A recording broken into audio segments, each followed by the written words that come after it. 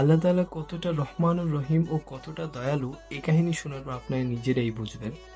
যখন মুসা আলাহিসাল্লামকে মারার জন্য ফেরাউন ও তার দলবল মুসা আলাহিসাল্লামের পিছু করতে থাকেন, তখন আল্লাহ তাআলা সমুদ্রের মাঝখানে একটি রাস্তা করে দেন। যখন মুসা আলাহিসাল্লাম সেই রাস্তাতে প্রবেশ করেন, ফেরাউন ও তার সাথে সাথে সেই রাস্তাতেই প্রবেশ করেন।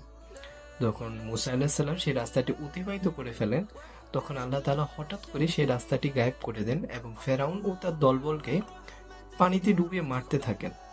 তখন জিবরাইল আলাইহিসসালাম অনেক দ্রুত আসমান থেকে নেমে আসেন এবং মাটি দিয়ে ফেরাউনের মুখ বন্ধ করে দেন। কারণ জিবরাইল আলাইহিসসালামের এই ভয় ছিল, যদি ফেরাউন তখন আল্লাহর কাছে মাপ চেয়ে নেয়, হয়তো আল্লাহ তাকে ক্ষমা করে দিবেন। তো চিন্তা করুন, যদি ফেরাউনের মতো এত একটি নিকৃষ্ট লোক যে প্রকাশ্যে বাচ্চা ও মহিলাদেরকে হত্যা করত, হযরত জিবরাইল আলাইহিস সালাম যদি এই ভয় থাকে যে আল্লাহ তাআলা তাকেও মাফ করে দিবেন, তাহলে ওই তুলনায় আমি আর আপনি কতটা গুনাহ করেছি যে আল্লাহ তাআলা মাফ করবেন না।